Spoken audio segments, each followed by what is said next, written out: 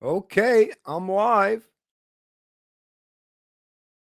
Do the typical thing here, folks. Give a few minutes for people to get notified that I am live. Not sure how this is going to work out. I actually set it up so this is live streaming on Facebook, YouTube, Twitter, Rumble, and Odyssey. I also might be live streaming to locals because locals and Rumbles are kind of combined, and I kind of set it up. I don't know. It may work. It may not. But if you do go to locals, I do have a my own community page over there. Obviously, it's called Canadian Libertarian, and definitely check it out. And like I say, it might be you might even be able to find this live stream going on there right now. Actually, I do see there's a couple um, comments already, so let's just check on them.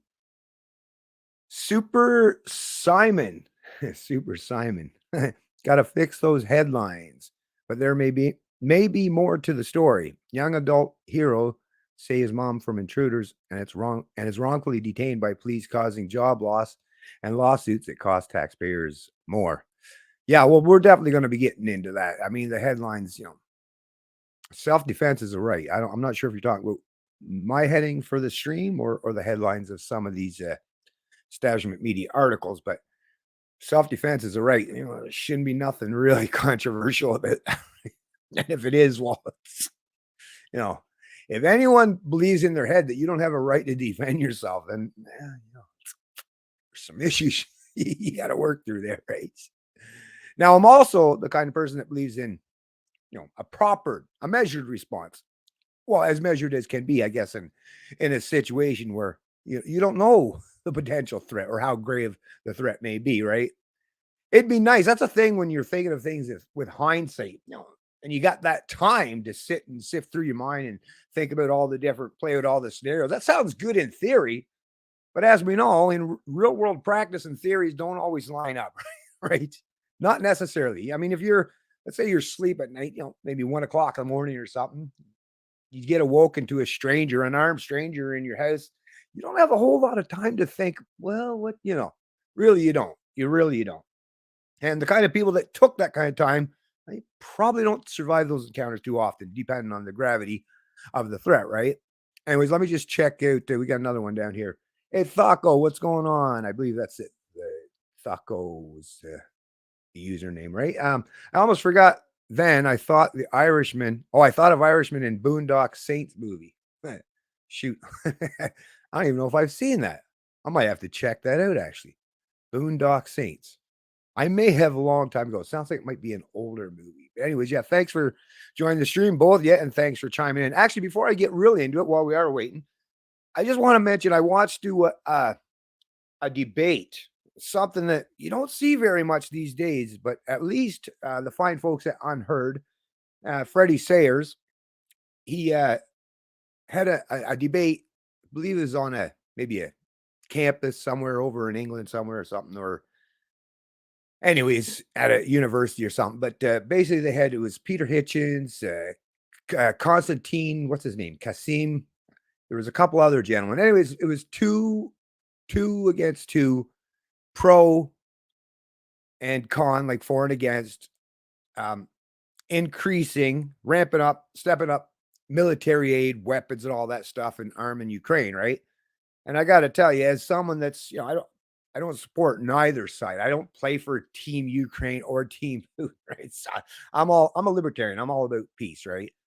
And even when people say, "Yeah, but the war's already happened and Russia's already in there, you got to defend yourself." Of course, I'm a full supporter of anyone defend themselves. But that's the thing when you talk about Ukraine as a singularity, it's you're failing so much, not just your own self, so that you actually think about these critically, but the Ukrainian people as well, right? Because there's not all you Ukrainians agree or are in unison, right? There's some definite divide there, and of course, a lot of it would depend on where or what part of Ukraine you reside, right? If you're really close to Russia and actually, because of the history there, you speak Russian, you were part of the Soviet regime, whether you support it or not, but you consider Russia as you know, a lot of your family members may very well still live in Russia. That's that's not the same as someone that maybe lives in Kiev and is maybe more aligned with people in the western part of Europe type of deal. So you got to remember that it's not a simple one size fits all or a singular answer to these questions.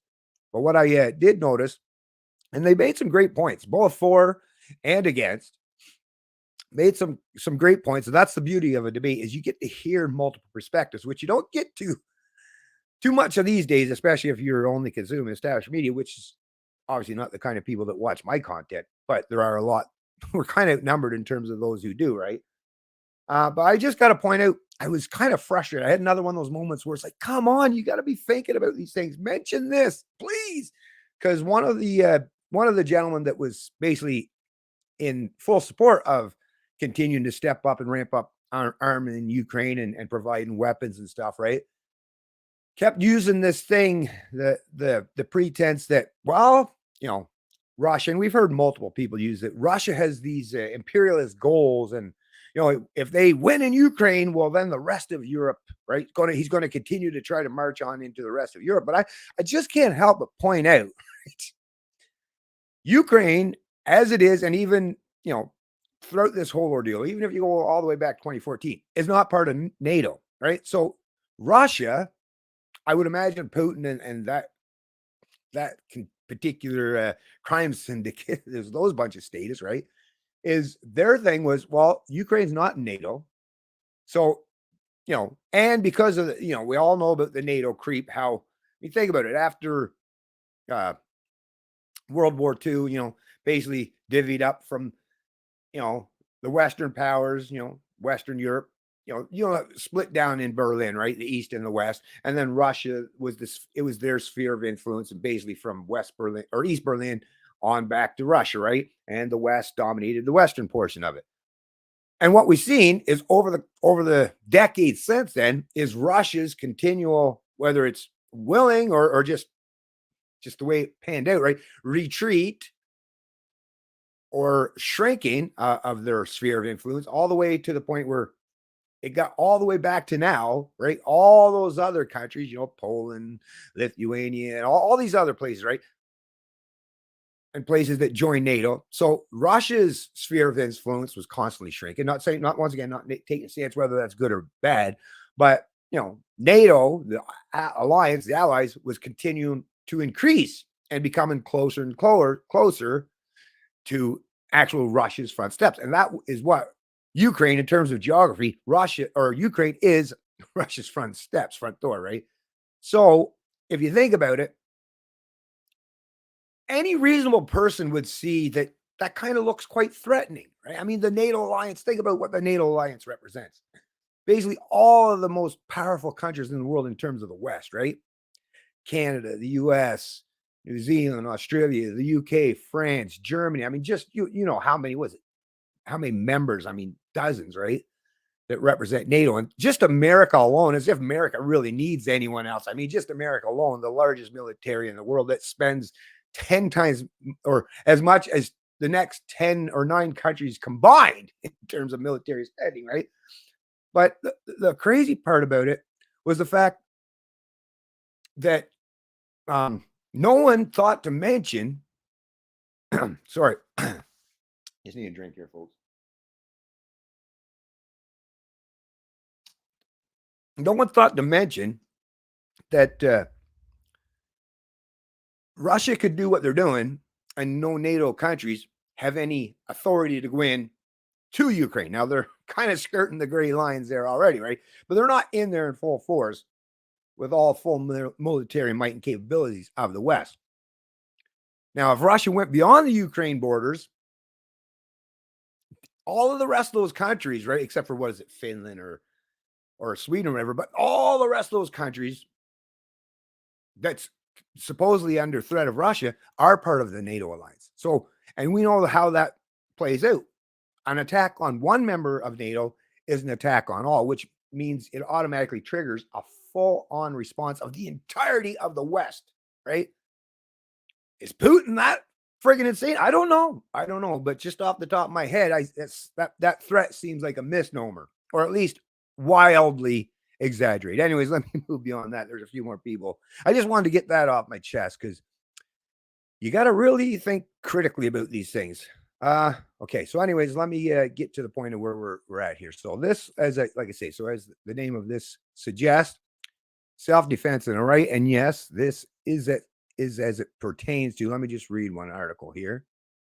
I'll bring it up here as it pertains to this home invasion that happened in Ontario. I'm sure you folks are aware of this. At this point in time, let's just kind of get a little background to it for those maybe who haven't been privy to this. So Milton Man, this out of CBC News, Milton Man 22 charged with murder defended himself against home invasion, lawyer says.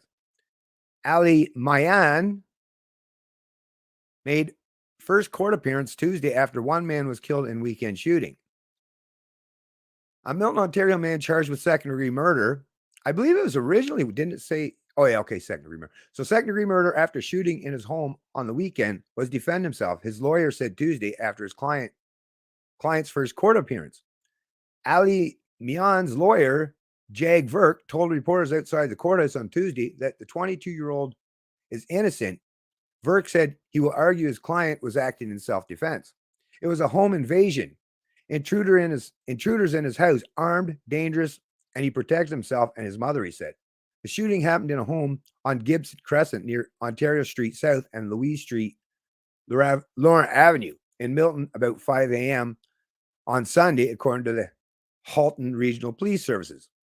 So if you think about this, so 5 a.m., pretty sure at 5 a.m. Yeah, 5 a.m. You're still in full blackness, right? You're still in darkness at that point in time. So you're definitely, most people, I mean, depending on what time you get, but a lot of people would be sleeping at that time of the morning, right? So got to keep that into context as well. Police have not released the identity of the man killed in the shooting. He was found dead at the scene, police said. In an email to CBC News, Verk said it was not a targeted shooting. Mayan is a registered firearm owner and used his gun legally against an armed intruder, he wrote. So apparently this homeowner, went through all the process. And, to be a legal or a registered firearm owner in this country, right? I mean, you're basically, your criminal background is done basically on a daily basis and, highly scrutinized to get to that point, right? So I had to jump through a lot of hurdles and loops just to be able to be a registered firearm owner and he was in his own home, right? Not waving around on the street or anything, right? Anyways, he shouldn't be charged with murder for protecting his mother from someone that broke into his home, the email said. His intention was not to kill the intruder. He only shot at him once. We are all saddened that the intruder passed away as a result of being shot. So that's another thing to take into account. Apparently, only one shot was fired from the homeowner's weapon. Not sure, is it a pistol? I would assume maybe a pistol or whatever type of firearm anyway. So one shot. I mean, come on, think about it. Even in many situations in terms of the police, right? It's basically empty your magazine. Right? And a lot of these police forces, whether you're talking Canada or the US, are trained to basically just empty your magazine. Shoot first, think about things later, right? Because you're supposed to be defending yourself. And that's the way a lot of police forces train their officers, because those officers, they want to be able to go home at night, right? So when your life is in threat, the go-to thing in terms of police response or anyone that's supposed to be defending or protecting against criminals is shoot first, ask questions later, right? So at least you live to tell the tale, right? Well, I would suggest for, an average Joe or Jane or in this Mian or whatever, yeah, at 5 o'clock in the morning, somebody breaks into your home. If you're asleep or regardless, you're disoriented, or even if you're awake, that's a disturbing thing. You don't expect people to be in your home, especially people who are supposedly armed as well. And if there's a direct threat, an imminent threat, now that you're talking about is a direct and imminent threat, and it's in your home on your property, right? I mean, that stuff is all clear. That stuff is not negotiable at this point in time. I'm not hearing any pushback on that. So that's a reality. And once again, this gentleman shot at the intruder, and I believe it actually might have been multiple intruders, or maybe it was one. Anyways, we'll find out here. But one shot. And I mean, it is obviously unfortunate that the person died as a result of that single gunshot wound. But, can we really say with certainty? Of course, I'm not going to get too heavy into everything in terms of that. I'm just going to talk about things from the principles, from the ethicals, and from the rights point of view, because once again, this story is still unfolding. So there are things or aspects to it that we might not be privy to now. So I don't want to overstep the bounds in terms of that. Police said another man, 20 of Oshawa, was arrested at the scene. So apparently there was, right? So at least 22. Another man, 20 of Oshawa, was arrested at the scene and charged with break and enter and unauthorized possession of a firearm. So this is pretty wild, right? I mean, those charges, I hate to say it, but break and enter and unauthorized possession of a firearm, they're pretty minor in comparison to being charged with second-degree murder, right? So already seems a little lopsided here, but I mean, it is what it is. In a news release on Monday, police said witnesses told them a group of suspects approached the home. So a group of suspects. Early Sunday, police believe. So it was Sunday morning. So this person wasn't going to work. So, 5 o'clock in the morning on a Sunday. Yeah, probably in bed, right? Police believe they were intent on committing a robbery. And once again, that's when you talk about robbery, when you're talking about theft, you got to put it into the full context. When people steal your property, things that you've worked hard for, now let's say it's $10,000. Well, how many days did you have to work to attain $10,000? Right? So if someone steals that from you, now it's not a direct comparison, but it's basically akin or aligned with them. Basically, you've worked for them because they were the ones that are now benefiting the proceeds of what you achieved through your gainful employment. So quite detrimental, right? Quite detrimental that you may have to work, depending on how much money you make. You might have to work months or so just to be able to make up for that loss. And I think about the kind of world we're living today, inflation, the crazy amount of price increases in housing and stuff. People are in precarious situations economically. A lot of us are anyways, right? Okay. Upon entering the residence, they were confronted by an occupant and a number of gunshots were fired within the home. One individual was pronounced deceased at the scene, while two other individuals were arrested when police arrived, the release reads. So at least 3 that we know of. Police said they are still looking for holy crap, actually. So police said they are still looking for 3 other suspects who are believed to have fled the scene in a white vehicle. So here we're looking at now up to 6 individuals who are intruding in your home, in the privacy of your home. That's even unarmed, that's a serious threat to anyone, right? Even a mixed martial artist, 6 people coming into your home, wee hours in the morning when you're maybe not even awake. That's a serious threat, right? Very serious threat. Police said they are still okay. Police have released a photo of the alleged getaway vehicle, believing it to be a light-colored Dodge Charger with a sunroof and black wheels. Samir Shafiq, a resident who lives nearby, who has lived in the neighborhood for about 6 years, said the shooting woke him up. Initially, he said he thought someone had broken a window or broken into his house. There was like 1, 2, 1, 2, 4 shots, he said. Shafiq said when he looked outside, he saw there were 5 cars outside the home. He said there are usually 4. He said he is a friend with a family and that Mian is a post-secondary student. They shared food and shared food and shoveled a walk for each other, he said. I said, this is something unusual, he said. Police cars began to arrive, one after another, and at 5:09 a.m., police walked Mian out of the house, he said. They grabbed him. They arrested him. Then Shafiq said he learned that a person was shot dead. This is very unexpected and tragic too, he said. For me, it's still tragic for both sides. Life is precious, anyone's life. He said he is aware that there was apparently another incident at the home about a week ago. He said he knows that another neighbor has video of that incident in which 2 young men wearing hooded sweatshirts and masks were seen prowling around the backyard. Police were still on the scene on Tuesday. The front door of the home is badly damaged. A bullet hole can be seen in one of the rear windows. So as we know, according to at least one witness, you heard 4 shots. And from what we're saying, 1 shot was what the homeowner, or at least claims, right? Allegedly claims, or claims actually, that he only made one shot. Now, whether there's truth to that statement, I don't know. But at the same time, that those parts of the story, it would be great to know those, but do not change the fact that you have an inherent and inalienable right, just as a human being, to defend yourself or those you love or your property against people who have made, think about it, these people made that choice to go into a home. You don't know what potential. They took, a huge, obviously, risk to go in a home of someone, you know, armed and attempted to steal their stuff. I mean, anyone that does that, I'm sorry, but I don't, I'm not happy that someone's dead, right? I mean, that's never, I mean, who knows like how terrible these people were, but even if there was a chance that they could be redeemed, I mean, they made that choice.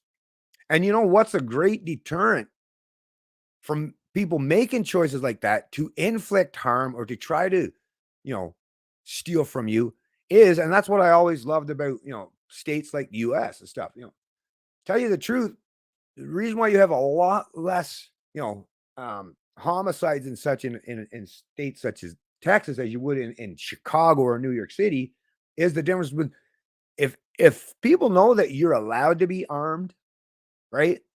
And it's legal for you to protect yourself, well, that changes the calculations for a typical thief now, doesn't it?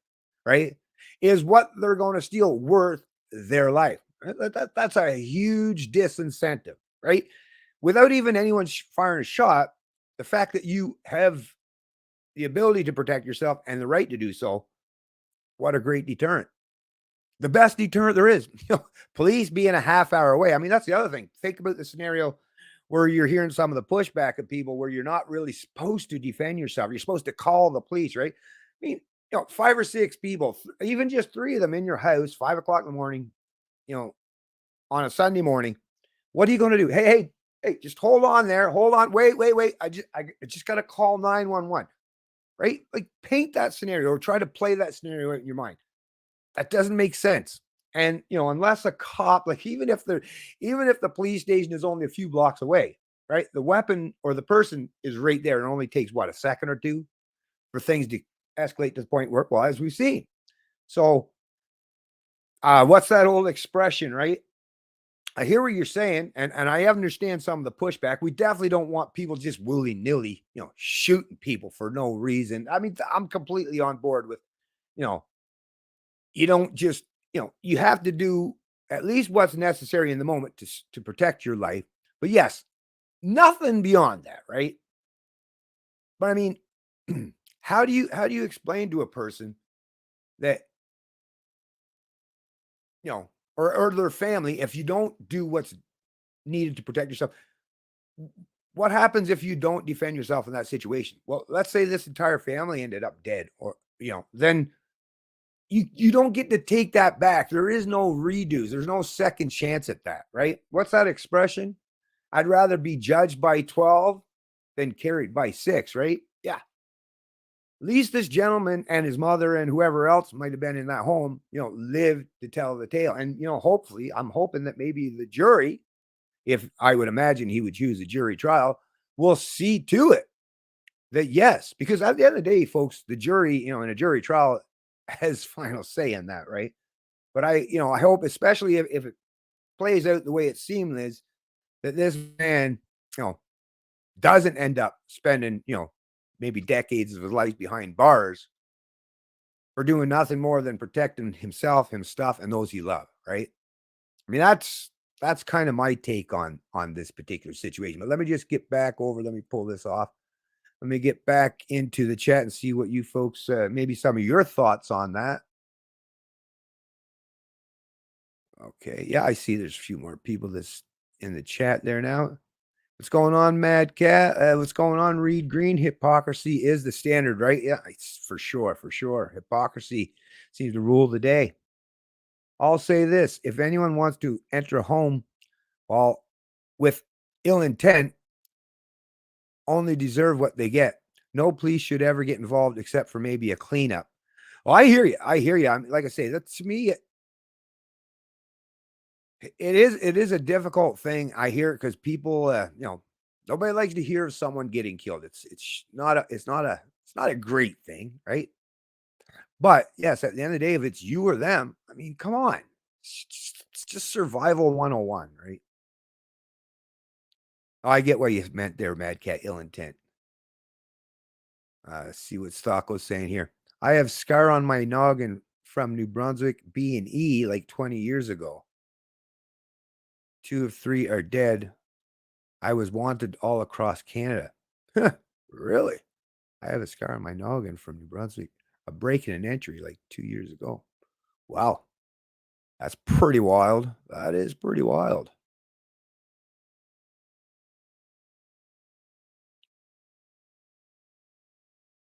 It's a dog eat dog world. That's actually such a true statement. As much as people like myself, or even maybe some of the folks in the chat here, we like to, we like to think that most people, and I think most people are right. I always err on that.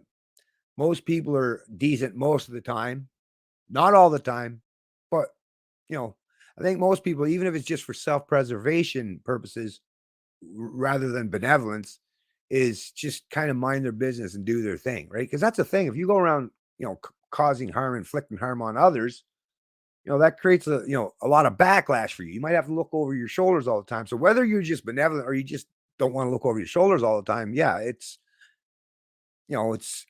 but yeah, we do know that there's at least a percentage of the population in any country of people who will, go rogue, do some crazy evil stuff or even just bad stuff. And yeah, you just got to keep that in mind. We wish for an ideal world, but we acknowledge that it's not anything like it. At least not yet, right? And I don't know. I don't think humanity ever gets to this perfect utopia. So I get what you're saying there, Mad Cat. Hope your life is more mundane now. Oh, probably talking to Thaco there. Yeah, right. I know after an incident like that, right? Uh, Flush the turd. Hey, Justin Turtle. Thanks for joining the stream.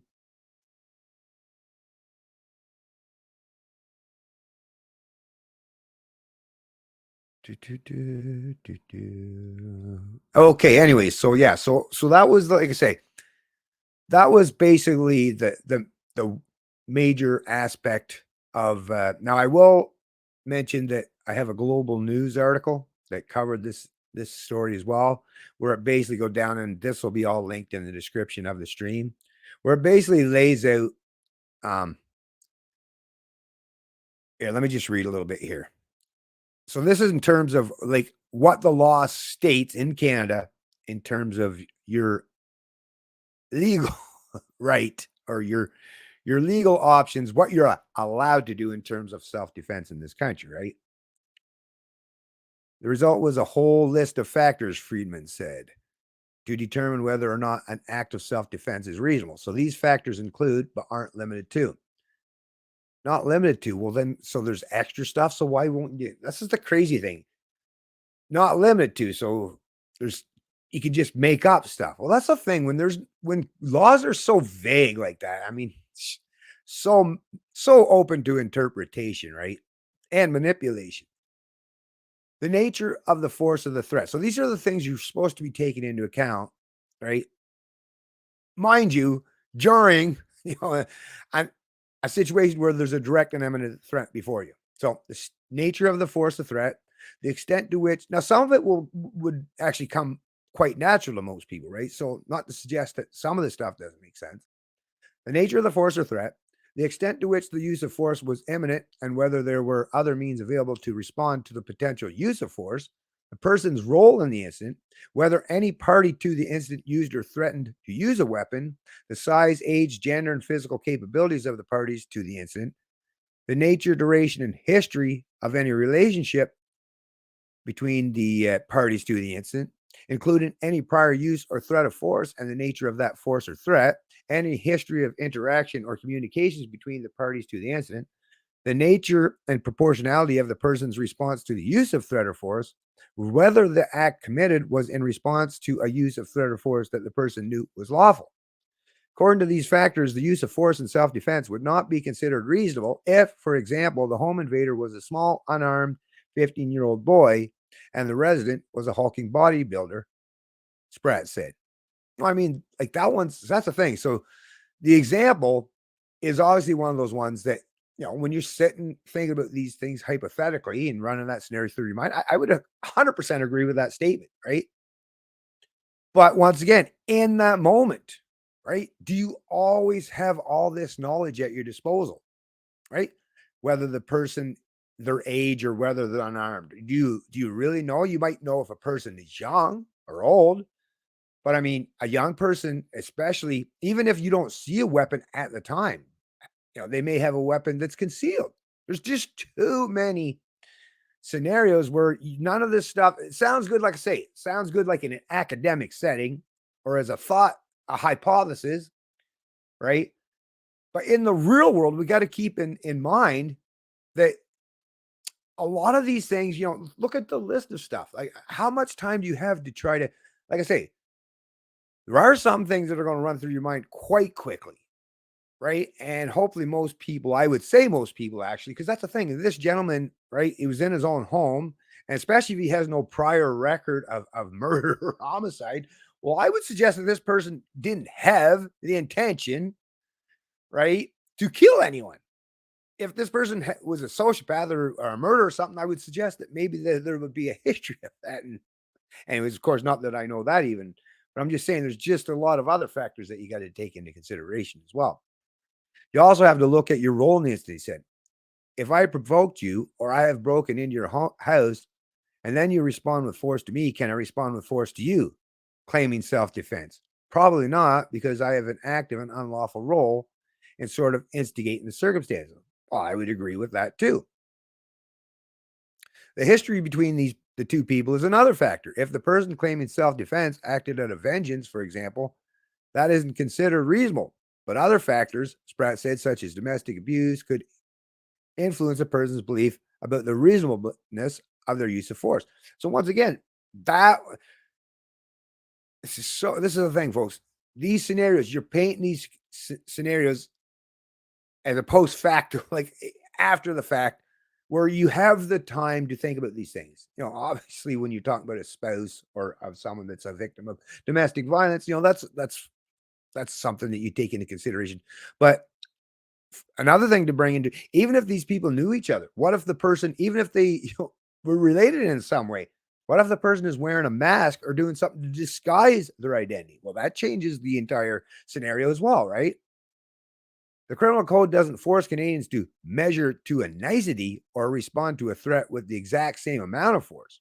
We understand that self-defense is a dynamic and stressful situation, Friedman explained. At the same time, if someone raises their fist at you, you can't shoot them in the face. So the force has to be proportional, but it doesn't have to be measured to a nicety. So at least there's some little bit of nuance here, right? So yeah, once again, and we'll see how this plays out, right? But I would definitely say that a lot of these things make sense. But once again, let's try to keep in mind that this is all stuff that we're doing, right? With the benefit of hindsight, with the benefit of painting the scenario out in our mind without being directly in confrontation to a potential imminent threat to your life. So, like I said, these things are all great points. I'm not even saying that any of these aren't, but let's keep the this kind of stuff in proper context here. This ideally, like I say, before these situations even arise, if Canadians, just like Americans, had that natural Second Amendment, that right to bear arms that shall not be infringed, and you lived in jurisdictions where that was respected and honored, right? Then I would say those situations or scenarios would be greatly, greatly reduced, because even criminals, want to make measured calculations. They typically probably want to go home too with the loot or whatever, they've sought to do, right? They probably want to preserve their lives as well. So once again, this is an area where I'm trying to go with this is having the right to defend yourself and the means to do so, unhampered and unhindered. What you do with that right, after the fact and in scenarios like this, that is what the courts are for, right? That's where all the facts of the case and all that stuff, all these justifications and measures, that's where that all has to be brought into the equation. But first and foremost, you have to be, and a government, you know, has to. I mean, these are inherent inalienable rights. Let's not forget, folks, rights are not gifts for government.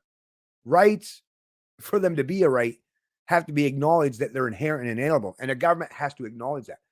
So what we can say in Canada today is Canadians don't have, the proper, our rights are not respected and upheld to defend ourselves. If they were, and especially in some major urban centers, you see the crime rates, right? Just like in the US. Think about where all these crimes are happening in populations of people that, like I say, not only is it really difficult to get even legal ability to have firearms, but in areas where a lot of people are, severely disarmed and at a disadvantage of criminals who don't. That's the other thing we got to keep in mind. People with a criminal intention, obviously, these people, right? We don't know. I didn't explain whether these guns that the criminals had were legally purchased, but I would suggest a lot of times if they're criminal, they probably didn't get them legal. So that's the other thing you got to take into account when you write laws to restrict or hamper people's ability to have the means to defend themselves. The only people that are going to abide or obey those laws are the good people in society. The bad people aren't going to obey them. So once again, you're always and forever disadvantaging the good people against the bad people. That's another thing that I'm not hearing anyone in the established media talk about. But these are really important points and why I talk about things like this. To talk about the things that you're not going to hear from too many other people. Let me see. I think I see something mad cat here. Most people are decent and just trying to survive, but there are bad people everywhere as well. Thank you, Lib. Oh, thank you, Lib. Yeah, exactly.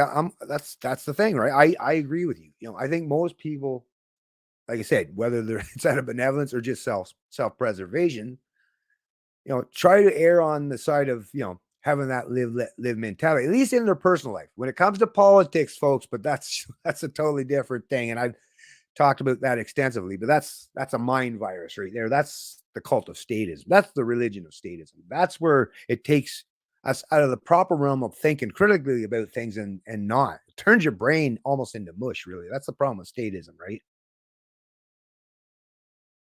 Anyways, so let me just so I pulled these ones off. So like I say, all this stuff will be linked in the description of the stream. And of course, the next part of this stream is about the Chinese the election meddling in Canada's election. Now, I did have a thing with Tim Moen the other day. We had a big chat. Tim's got his own new show now. He's back. Tim Moen, former leader of the Libertarian Party, paramedic. He's from Alberta, paramedic, and a firefighter, volunteer firefighter. Great guy. Anyways, he's doing a new show, but rather than doing it as a live stream, which is what we used to do before, or what he used to do on his channel with the Liberty Experts that he did with David, he's doing them now as basically hour-long shows. So he did it. We basically did it as a recording. So it wasn't actually done on live. So sorry for you folks. I thought it was. So sorry if you thought that we were going to have it live. I thought it was well too, but that will probably be uploaded to his channel. Check it out. Like I say, just type in Tim Moen in YouTube. You'll find his channel, and that'll be up there. I would imagine posted on his channel. But in the interim, I figured, well, there's a lot to it, and it was an hour show. I didn't get to, because both of us talking, I didn't get to cover everything quite as extensive as I want to. So I figured, let's do a live stream today and kind of tie things up and cover some areas or points that I might have not got to. Anyways, but let's just start from the beginning here. So we bring on this Globe and Mail article because this is a really well. There's a couple of them right here. So this one here, Robert Fife, Ottawa Bureau Chief. This was posted February 13th, 2013. Headline: CSIS warned Trudeau about Toronto area politicians alleged ties to Chinese diplomats. All right, just checking to make sure that's okay. So let me scroll down here. Prime Minister Justin Trudeau and senior aides were warned on at least two occasions that government MPs should be cautious in their political dealings with former Ontario Liberal Cabinet Minister Michael Chan because of alleged ties to China's consulate in Toronto, national security sources say. Let's keep in mind, too, this is all coming light as a consequence of insiders, a whistleblower in CSIS, right? And these are, Canada's spy agency, right? So these are people whose secrets, that's kind of the name of the game. So the fact that they're, leaking these secrets to, responsibly I'll add, to a media outlet, right, tells you that they are obviously highly concerned with what's taking place. This isn't happening in the back channels of communication. This is being brought the light to the public because CSIS, or at least someone or people inside of CSIS, want we Canadians to learn about this, right?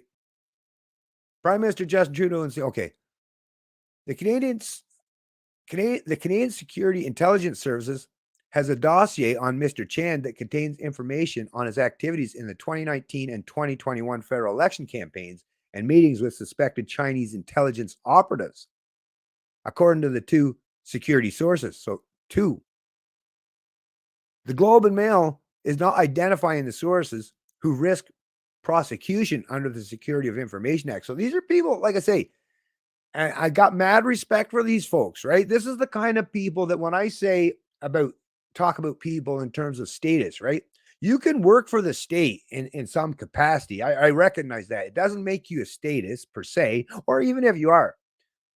Just like with, I guess that comes from my Christianity background, but forgiveness, and people can change or ultimately do the right thing. And when it comes to that stuff, I have mad respect and admiration for those who choose to do that. Because think about it. It would have been much, much easier for these two people in particular to just sit down, shut up, and collect their paycheck, as so many others do. But no, they put their own livelihoods, their lives, their reputation, and a lot at stake, right, to inform us Canadians. So, give them the respect they deserve for being willing to do so, because it definitely is not easy for people to do this stuff, right? Mr. Chan, now deputy mayor of the city of Markham, told the Globe that he is a loyal Canadian and accuses CSIS of character assassination, saying they never once interviewed him about his alleged involvement with the Chinese consulate.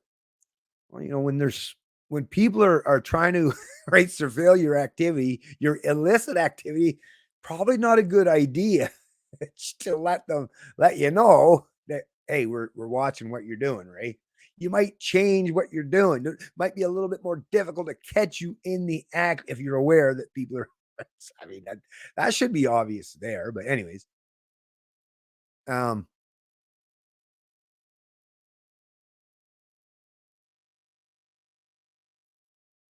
your own statement to me about a recent briefing by CSIS to Prime Minister Trudeau serves only to ignite xenophobia and cause continued unwarranted and irreparable damage to my reputation and the safety of my family, he said. He added, CSIS has never interviewed me regarding their false and unsubstantiated allegations. However, I'm aware that they have conducted intimidating interviews with my friends and acquaintances and then instructed them to keep their mouth shut. Mr. Chan, 71, was elected as a regional council in Markham's October 24th election last year, and as the councillor with the most votes, he also became deputy mayor. In 2018, he retired from provincial politics, where his last post was Minister of International Trade for Kathleen Wynne's Liberal government. He has been a key organizer and fundraiser in Ontario's Chinese Canadian communities for the federal and provincial Liberal parties. CSIS has observed Mr. Chan meeting in the past years with Chinese diplomat Zhao Wei, whom one source describes as a suspected intelligence actor, and Beijing's former vice consul general, Zhuang Yadong. CSIS believes Mr. Zhuang handled security files out of the Toronto consulate, the source said. Mr. Zhao's code name for Mr. Chan is the minister, the source said. In 2019, Mr. Chan had a number of meetings with Mr. Zhao that were described in a CSIS 2020 briefing package as clandestine in nature and were allegedly election related, the source said. In the same year, CSIS observed Mr. Chan and an associate meeting with Mr. Zhao and Mr. Zhang at a Chinese restaurant.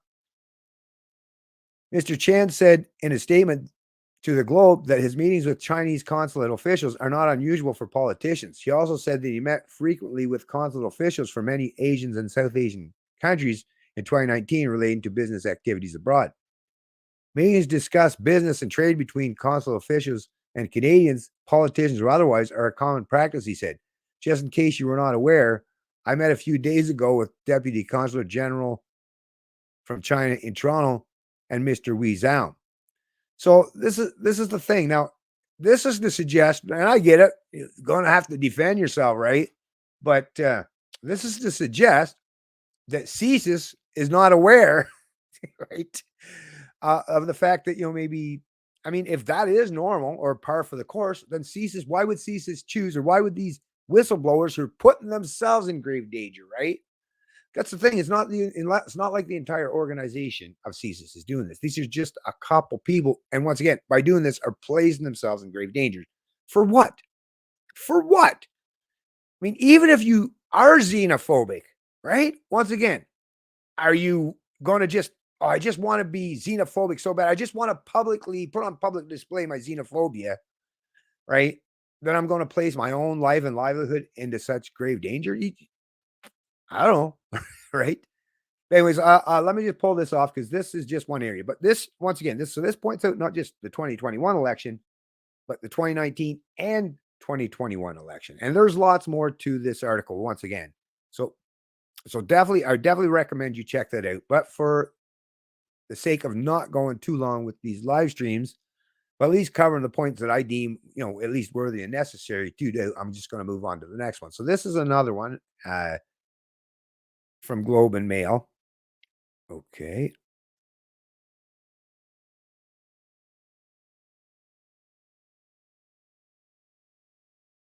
There we go. Okay.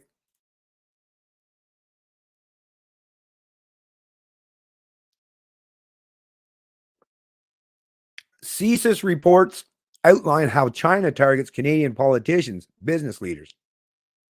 It's another one, once again, from the Ottawa Bureau Chief, Senior Parliamentary Reporter, Robert Fife and Stephen Chase.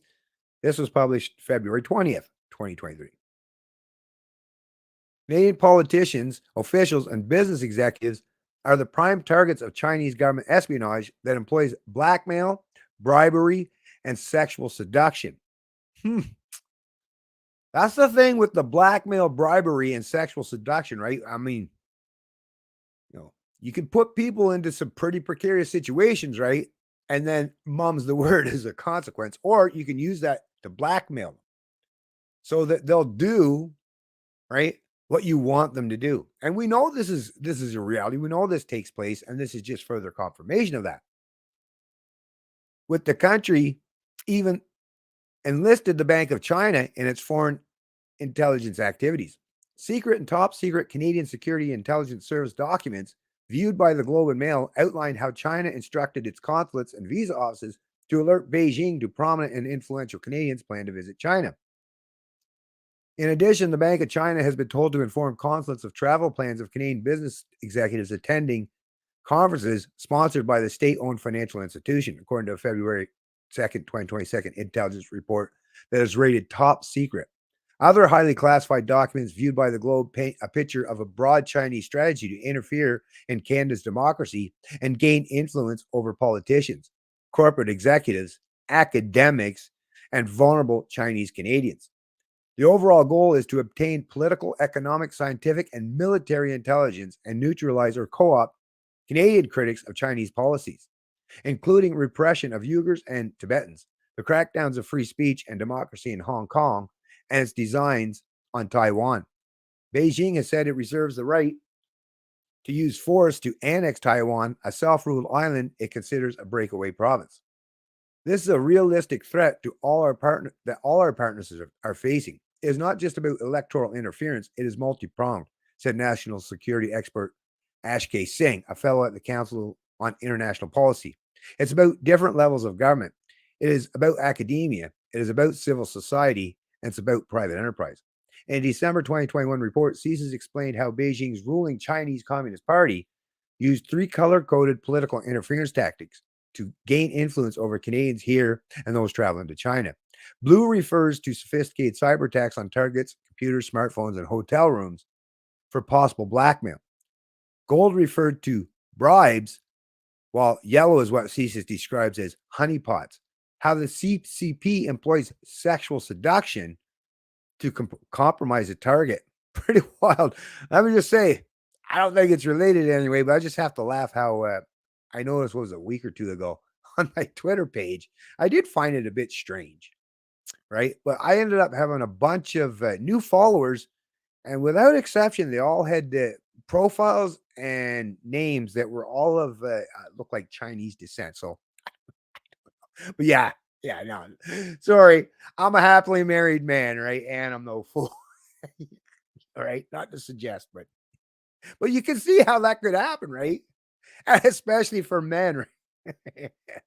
You get some hot little honeypot, right? Oh boy, we know just how even typically strong men can melt at the sight and soothing words of a beautiful woman, right?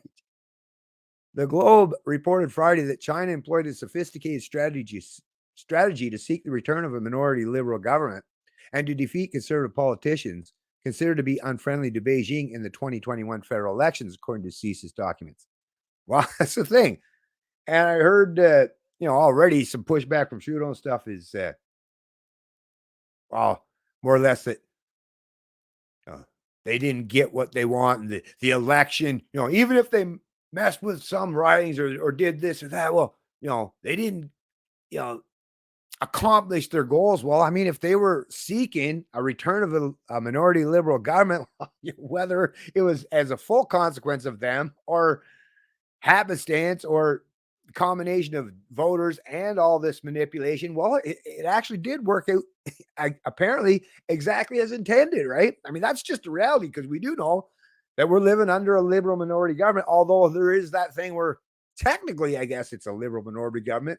In reality, once again, if you think about the actual reality, how it's unfolding, is actually, no, we live under basically a leftist collectivist majority, because the NDP, the socialist NDP under Jagmeet Singh, has basically said, yeah, I'll prop Trudeau up. Even, remember that? Even preemptively said, even if Rouleau, which of course he did, gives Trudeau a get out of jail free card for invoking, the Emergency Act and beating down peaceful protesters in Ottawa and confiscating their bank accounts and throwing some in jail and all that stuff. So really, we live under a de facto majority government that Canadians didn't vote for. So whether you're talking about the Chinese election meddling or the NDP basically circumventing what, even if you say the Canadians voted for the liberal majority, and that's how it come to be, well, even there it got thwarted by this agreement is, I'll scratch your ass, you scratch mine, with the NDP and the Liberals in bed together. So a lot of election meddling, whether you're talking about internally or externally, right? Canadians, the voters, not that I'm a fan of democracy. Once again, folks, to me, I recognize democracy is just mob rule, right? And if you're in a minority, which I typically am most of the time, right?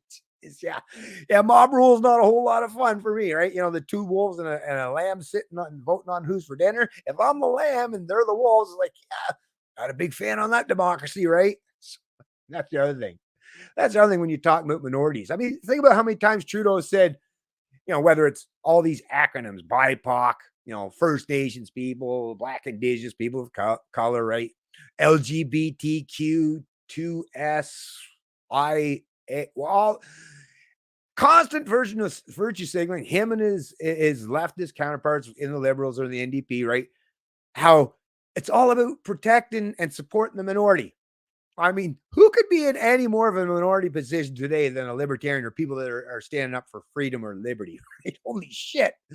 Or the truckers, right? Remember, Trudeau even said those fringe minority with unacceptable views. Well, apparently you don't really care much for protecting minority rights. He literally targeted them, right? Used the full force and might of not just the government under normal circumstances, which already has, think about the power they have without invoking the Emergency Act. But that wasn't enough. He had to invoke where pure lawlessness in the land, because that's basically what it does, gives you almost never ending or unlimited powers, right? I have the to like I say, inflict serious economic, personal, and social harms on people who were protesting against already authoritarian mandates, the vaccine mandates, which once again we know was completely based off a political edict and control and coercion, because it definitely wasn't based on science, considering you can't, or you can still get COVID and spread it, even if you're fully vaxxed to the max, right? So think about this. I mean, just take just all of that in its entirety and try to put that in your head. I know it's a lot to absorb and dissolve, but wow, right? Talk about, like, even for the Canadians who believe in democracy, even that's not working out so well for you these days. It's pretty crazy, folks. Okay, where are we at here? Okay, here we go. According to the plan, included disinformation campaigns, cash donations to friendly candidates, and arranging for business owners to hire Chinese international students studying in Canada as campaign volunteers to support preferred Liberal candidates. Secret CSIS documents. I mean, think about, even when you talk about how the US, the whole Russian collusion thing, Trump Russia collusion, at best, at most, I should say, that I've ever seen in terms of the accusation, and how when I read it, all those things, is it's mostly just what some Russian bots or people on social media platforms who are sharing misinformation, right? Offering counter their own propaganda. So at best, from what they suggested, is, and that was proven to be basically practically a farce, although there might have been some subtleties to it that might have been true. There might have been some Russians saying, no, you should vote for Trump. No doubt. No doubt. But really what you're talking about is them, you know, just kind of say, oh, you should vote for Trump, or even the whole Hillary email. The fact, even if it was the Russians, although I think the way that played, it wasn't the Russians, but even if the Russians, or maybe it was, but we know that the Clinton emails were true, legit. So all they really did was give us actual facts that was true, that was very damaging to the Clinton campaign. So, even if you want to consider that election meddling, and if you do, whatever, right? But that pales in comparison to this kind of stuff, right? Secret CSIS documents have also shown that Chinese diplomats quietly issued, advised them to reduce their contact with federal and avoid being caught. Oh, wait, now. Some secret CSIS documents have also shown that Chinese diplomats quietly issued warnings to friendly, influential Canadians in early 2022, advised them to reduce their contact with federal politicians to avoid being caught up in foreign interference investigations by Canada's spy agency.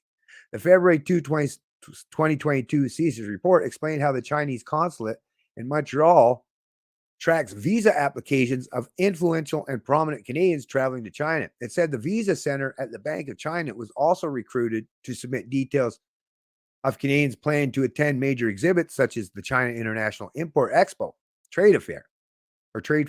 In December 2021, Zhang Heng, who was China's acting consul general in Montreal for some time, instructed the consulate's visa office to share the names of government officials, members of parliament, and business executives who are applying for visas. Specifically, China wanted the names of presidents and vice presidents of large Canadian corporations and the presidents of small and medium-sized companies. Some of the Canadians are considered work targets, the head of China's Montreal consulate visa office explained to the Bank of China in early December 2021, according to the intelligence report.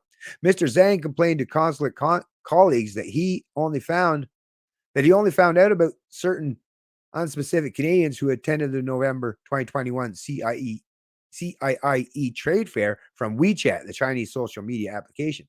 The massive annual trade fair spans technology, automobiles. Anyway, so let me just scroll down here a little more. The February 2022 intelligence report was shared among senior officials through such government departments as Global Affairs, Public Safety, and Privy Council Office, which reports directly to the Prime Minister's office. Former CSIS agent Alan Trednick said tactics outlined in the February 2 CSIS report are used widely by hostile foreign intelligence services. It is the standard playbook. It is the playbook for a reason, because it works, he said. Mr. Trevenik, president of ATNOH Group, a security consulting firm, said he advises business people traveling to China to leave their personal cell phones and computers at home. He said they should not leave documents in their hotel rooms and avoid being lured into a compromising situation while drinking in a bar or restaurant. Yeah. In response to the Globe story on election interference, Prime Minister Justin Trudeau told reporters Friday that he expects CSIS to hunt down the whistleblowers. He stuck to his long-held view that Chinese interference operations did not affect the overall results of the 2019 and 2021 elections. So, considering he and his party were the ones that would have benefited from this, of course he's going to die. And I mean, it's Trudeau, the liar in chief. I mean, how many times has that guy lied and been caught in ethical scandal after ethical scandal, right? I mean, how the fuck could that guy have any credibility? Right? I mean, obviously he's not to some of these folks. But yeah, so Trudeau's response is not, oh, well, I mean, he's still pretending that, oh, Chinese election. That's the other thing, the gaslighting, right? It's crazy. But his major concern, oh, who the fuck dared to speak out against me, right? Who dared to embarrass me? And we know how vengeful and petty he can be, especially if you embarrass him in any way. Trucker convoy, right? Truckers for Freedom 2022. We know how vengeful and spiteful that he can be. So for these folks that did speak out, watch your ass, right?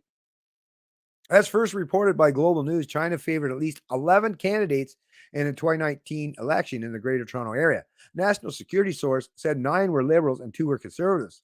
That's another thing, folks. Don't think it's just the liberals. When we're talking about the establishment, actually, I was listening to something the other day. O'Toole knew about all this stuff.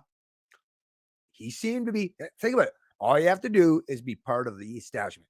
Forget about the left-right thing, like the conservatives in this country. There are those who represent the establishment, the status quo, which is quite corrupt, and those who are trying to challenge it. To me, that's the big divide these days, right? Keep that in mind. It's not left versus right, as much as they want to keep hammering the narrative.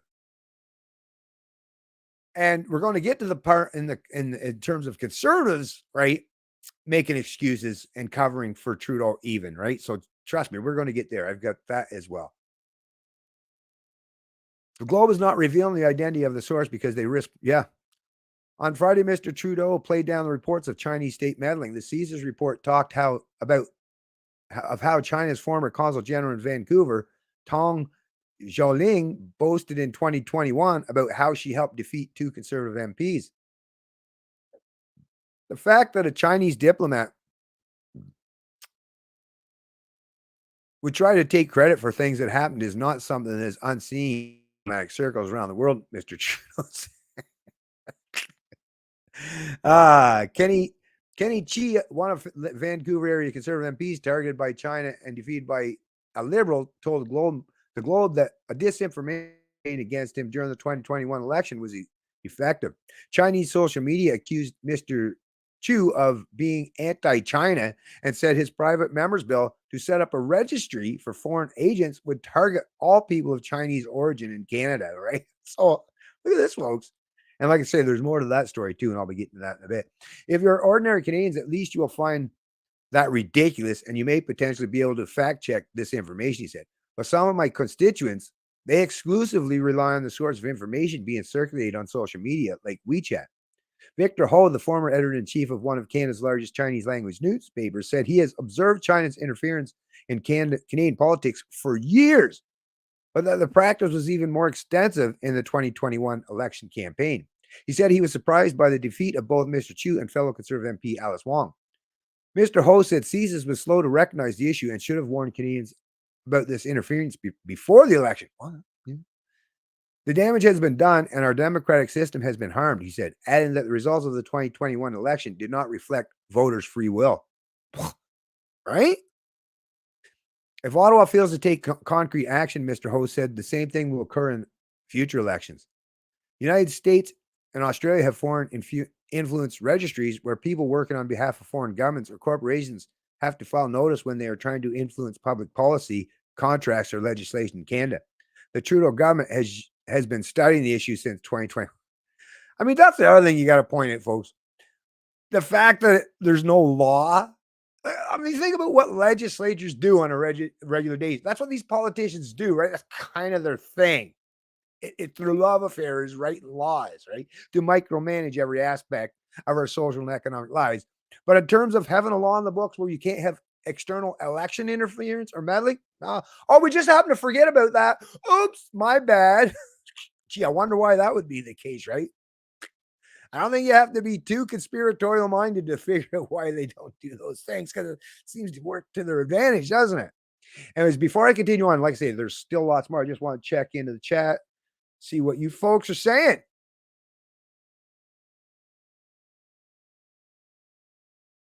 Do, do, do, do, do, do, do, do.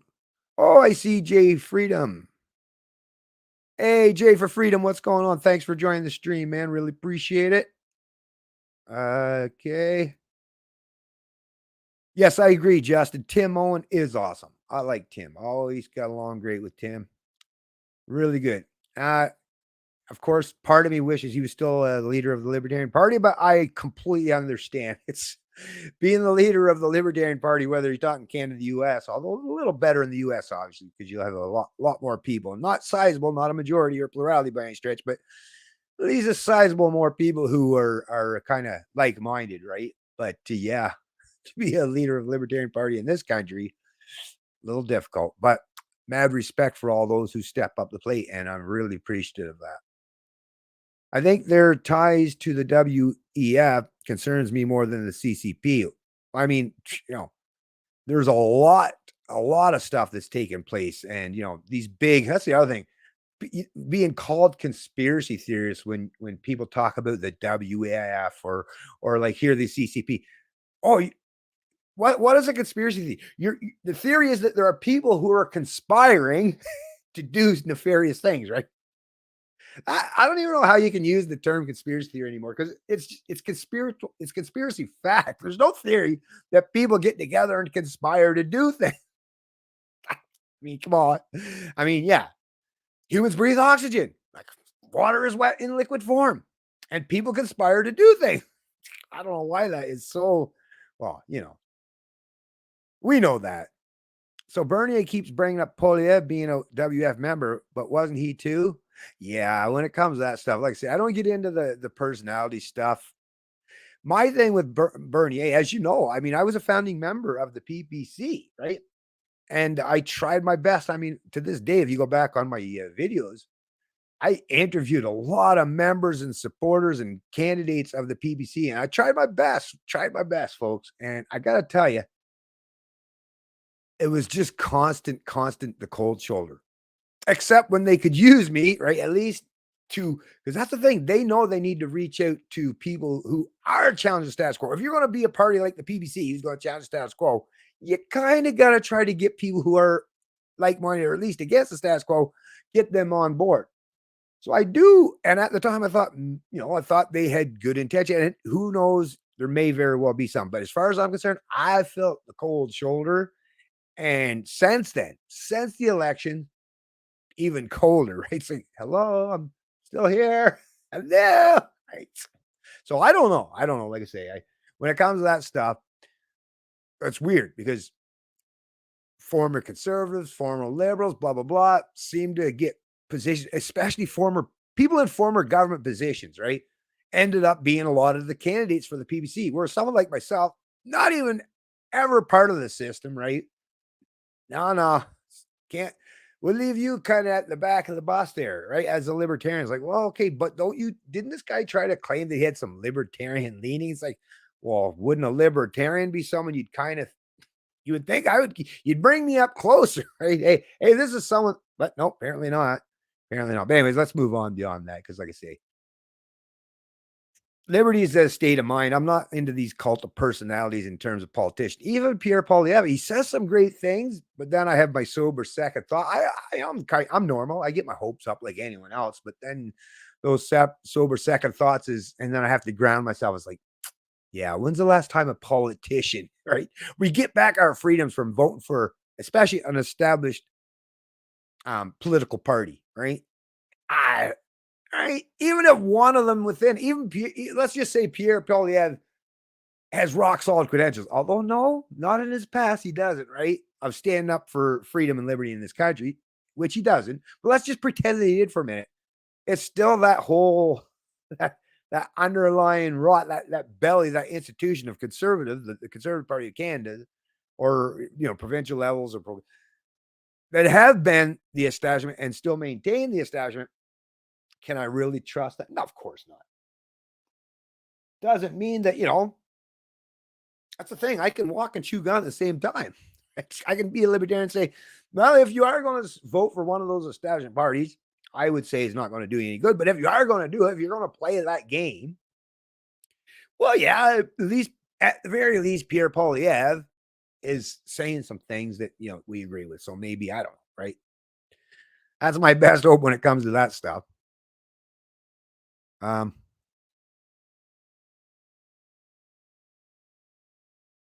okay, let me just scroll down here. In my opinion, China is a socialist hellhole, and I need to move ASAP. Well, as soon as the U.S. comes back on track. Yeah. Well, you know what? In terms of the U.S. coming back on track, help them.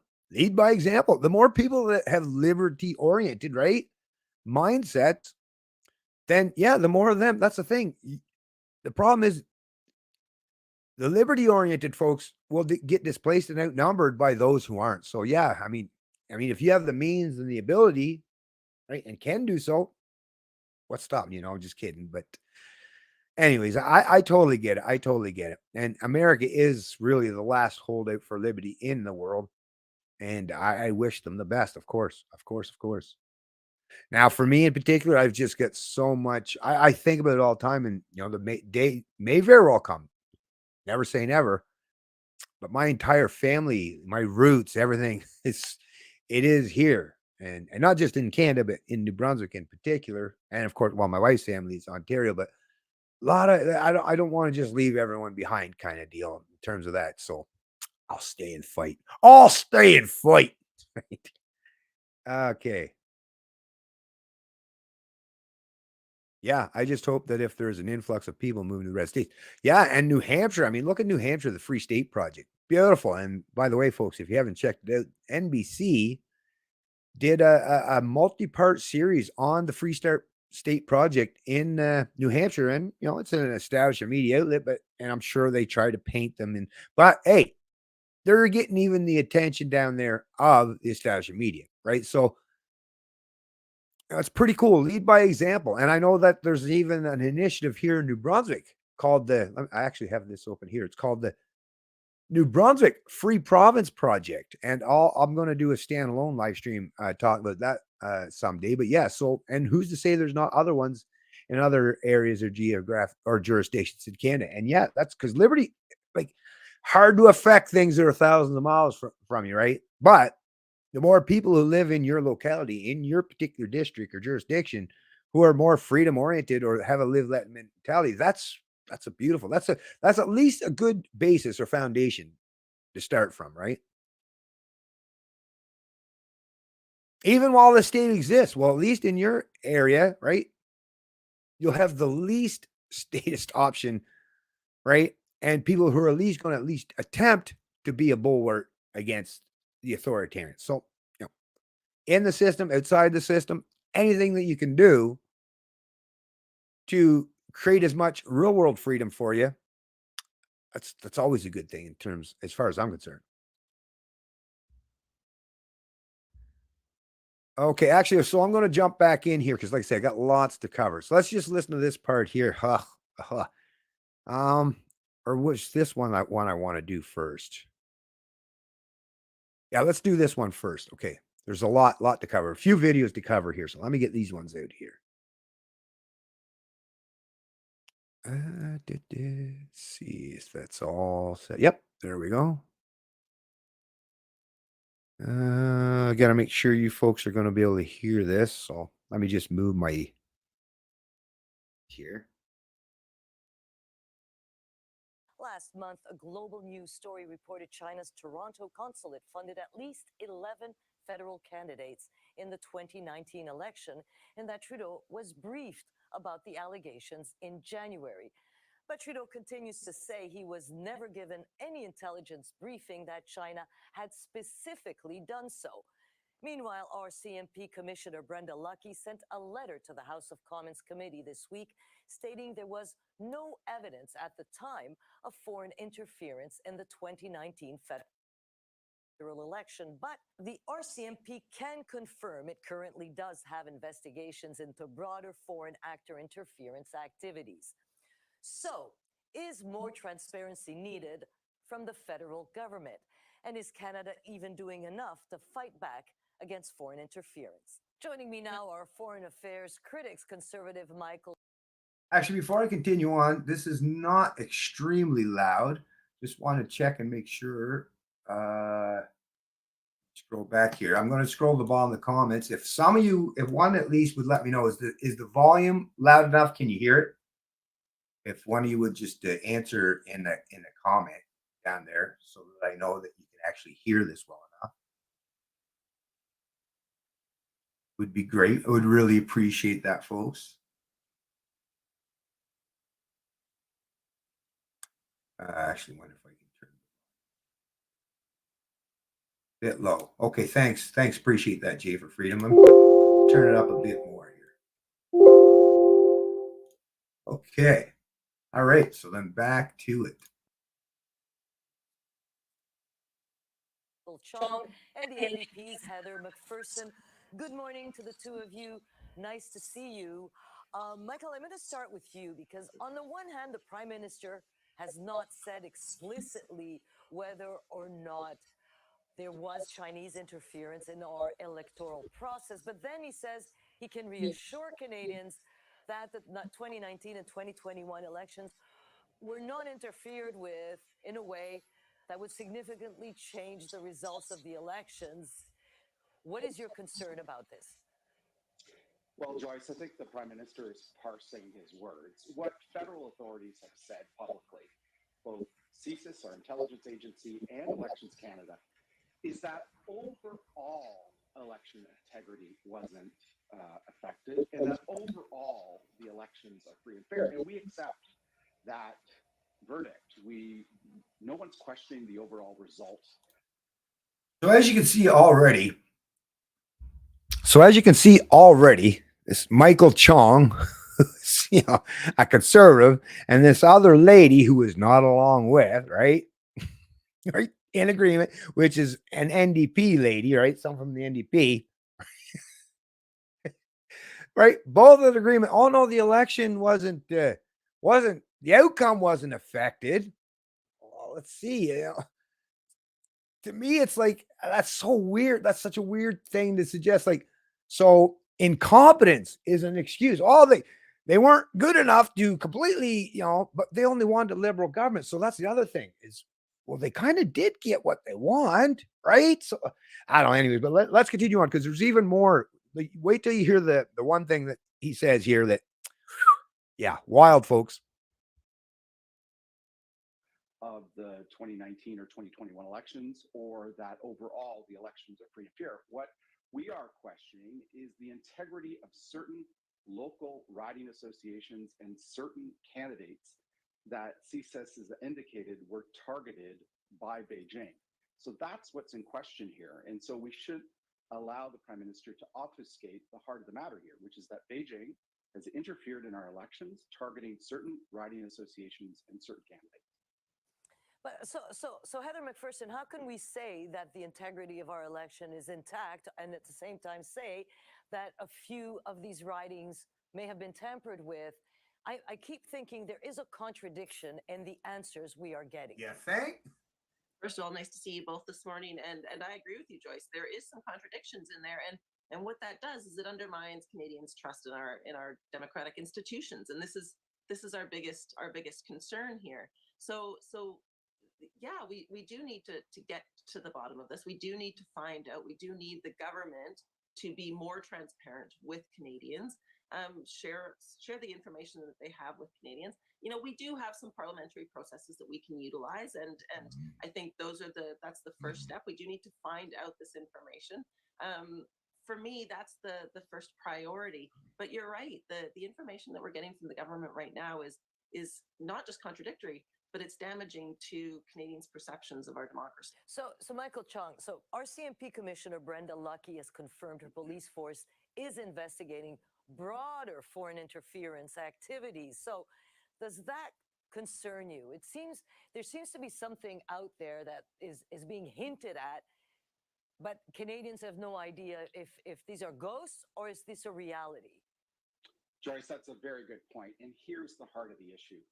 Much of a malevolent government's foreign interference in our democratic processes doesn't rise to the level of criminality. And so the advice from CSIS, the advice from other of our Five Eyes intelligence allies, is that in those cases where the interference is serious, where it's a national threat, but doesn't rise to the level of criminality, because these things are very difficult to prove beyond a reasonable doubt in a court of law, and often the criminal code doesn't. Hey, what the heck is going on there now?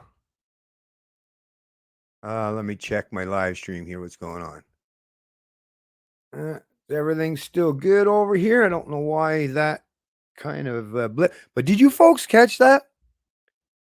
Even if it rises to a threat to our national security and these things, it's not criminal. It's not a crime.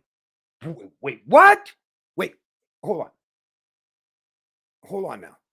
So, if you jaywalk, technically you're breaking the law. If you go to the dollar store and steal yourself a chocolate bar or two, that's breaking the law. That's a crime. And you will be punished for it. Right? But if you're a foreign dictatorship, right, and you're meddling in the elections of a democratic country and manipulating so heavily and using things such as blackmail, bribery, right, and honeypots and all this crazy nefarious stuff that we've heard so far, well, that's not illegal. That's not a crime. Once again, folks, what in the hell is the point? People keep saying we need democracy. We need democracy. We need government to protect us from the bad people. Really? At what point in time has government ever done that? That is the insanity. That's how you know that status, it truly is. It's a cult, folks. It's a religion because you have to believe in impossible things. Impossible. God, even people who claim to be atheists, you can't prove that God doesn't exist. Because even the Big Bang, like it goes from nothing. The scientific explanation is there was nothing, and then and then so you can't even say, well, did God do that? You can't say yes or no to that one. But you can point out just how insane it is to believe that government, this monopoly on force or violence is there's bad people out there. So we need to hire a bunch of really bad people, right, to protect us from bad people. What, like I said, that is just really, in reality, statism. It's not just a cult of religion, but I like the new way post-COVID, what I like to describe it, and others as well, is it's a mind virus. There's something seriously, seriously wrong with your mind if you believe this nonsense. Because once again, here's this gentleman. Well, I use that word loosely, right? Suggesting that in Canada, it's not illegal for all this stuff. It hasn't met the threshold of criminality to do all this stuff. Well, don't you think it should be? I mean, come on, folks. At bare minimum, this is nuts. And when I heard that, first heard it, it's like, what? Now let me get back and see what's going on here. Hopefully my internet connection is okay. It looks like it is. So why is that stop or pause? It is kind of still messing around here. Hold on. I might have to reload it. So we're at 412. Just give me 1 second here, folks. I might have to reload this page. Oh, I have to scroll back down. Where was it? Yeah, it was here, right? Yeah. So we're at 412 or something like that. Five Eyes intelligence allies. Huh. Is that in those cases where the interference is serious, where it's a national threat, but doesn't rise to the level of criminality, because these things are very difficult to prove beyond a reasonable doubt in a court of law, and often the criminal code doesn't provide for laws against this kind of foreign interference. The solution is clear, and CSIS, in its top secret briefing note that was released to the Procedure and House Affairs Committee of the House of Commons, said that a way to deal with that kind of foreign interference that doesn't rise to the level of criminality is to use transparency and sunlight and to reveal to the public the details of what is going on. And this is advice the Prime Minister is not following in the instance of allegations about riding associations and candidates being targeted by Beijing in the 2019 and 20.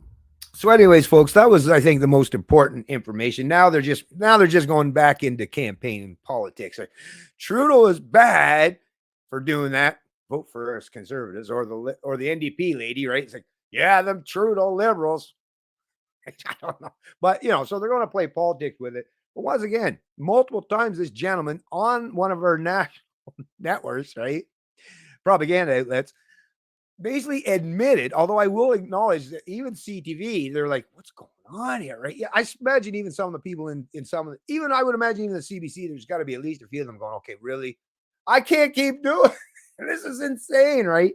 But basically, they're admitting that there's no crime has been committed.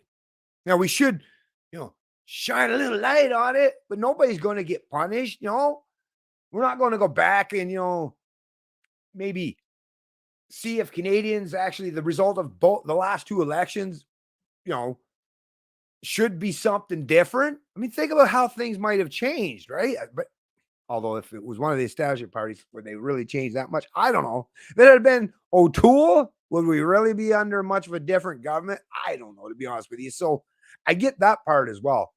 But basically, all I've heard so far is, if they didn't do it exactly as intended, all it seems like they did, incompetence is excused, and it's not a crime anyways to interfere and meddle in our elections. Right. Anyways, there's more, folks. There's definitely more. All right, where was that other one?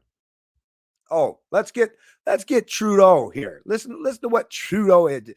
I gotta tell you, I'm not a big fan. I don't listen to this guy talk too much. I don't know. When I hear him and I see him, it's almost like a triggering. I hate using that word, I know, but it's like, he just such, to me, it's, I don't know. That is, I don't like doing the good and evil thing all the time because it's just real easy to do that, right? I mean, I've always been, and I've met more than just the Trudeaus, but people that can look you in the eyes, right? And just not just lie, but gaslight the shit out of you, right? Like, fuck, these people really are. People like that really irk me, man. It's disturbing to know that there are people like this, right? And especially in a position such as he's in today.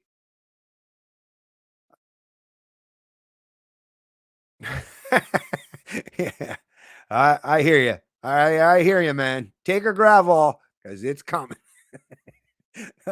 Hold on. Buckle up, Buttercup. Okay, ready? Okay, let's get this going here. Oh, wait, I got to bring it on first, I guess. Got to bring it on the screen here. Okay. All right, here we go. Thank you. In the past week, media have obtained leaked documents from CSIS about attempts by China to influence the outcome of federal elections here in Canada. Your own spy agency is leaking documents to the press. Are you concerned about this, and why do you think this is happening? We are, of course, always concerned about national security. We are always concerned about ensuring that people can have confidence that our intelligence agencies in particular are able to do their job and keep their secrets and function as responsible agencies. We have at the same time moved forward with unprecedented measures of oversight over those agencies. Despite the Conservatives' objections for many, many years, in 2015, we brought in a National Security and Intelligence Committee of parliamentarians from all different parties, from the House and the Senate, who are given top secret clearance and allowed to lean in on everything our intelligence and security agencies are doing to keep Canadians safe. This was an important measure around oversight that Conservatives always resisted. but that we know is all about ensuring that our agencies are doing the right things to keep Canadians safe and aligning with our values and priorities as a country. So we will continue to ensure that we have proper oversight over our agencies. We are very concerned with the leaks, particularly because there are so many inaccuracies in those leaks. But that's an entire. So, and let me just tell you, folks, in terms of, you see that? Oh, Trudeau's pissed. Somebody defied him, right? And it wasn't, think about Jody Wilson-Raybould. Oh, she defied him. Oh, we know what happened. You just see this guy is one petty and vengeful motherfucker, right? Trucker for convoy, people just standing up for the freedom. Oh, anyone that defies him. Little Potato's quite the tyrant, right? Little Potato's a tyrant like you've never known. And that's which just shows how weak he is as a man. This is a problem. Weak men, people are always like, oh, I'm scared of the strong man. Oh, I get you, but tell you the truth, give me the one or the other, the strong man. At least I see that fucker coming from a mile away, right? You can feel the ground trembling beneath your feet when the strong man's coming for you.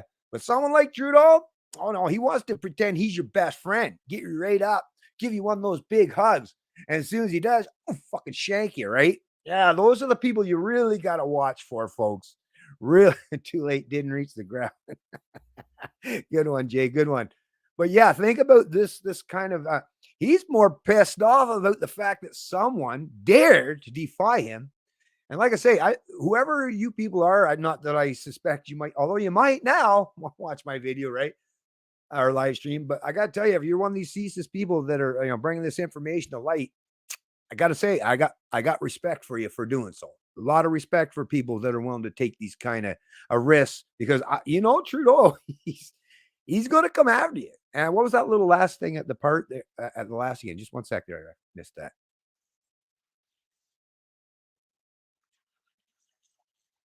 Oh, right. The inaccuracies. That was the other thing. Right. Here's the hilarious part about the inaccuracies. I read the article talking about these inaccuracies. Actually, let me bring that up right now. And this is coming from CBC. This is all golden, folks. This is all golden. That's the thing when you're liars and it's all about rhetoric and propaganda. Their stories are just so mixed, matched, and all over the place, right? Not aligned with reality. And that's how they get themselves caught up. These are not the brightest bulbs in the bunch, folks. They are most certainly not the brightest bulbs in the bunch. Anyways, let me show you this.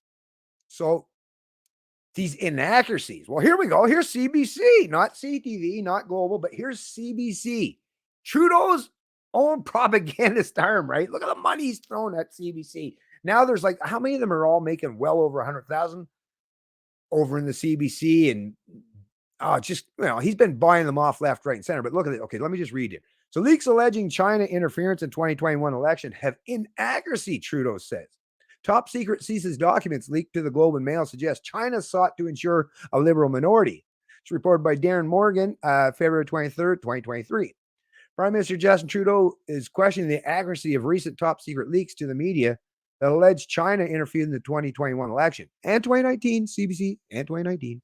The Globe and Mail reported last week that secret and top secret documents from the Canadian Security Intelligence Services said Beijing sought to ensure a liberal minority government and to defeat several conservative candidates in 2021. A former Chinese consul general in Vancouver bragged about her efforts to defeat 2 conservative MPs, according to the documents detailed in the Globe story.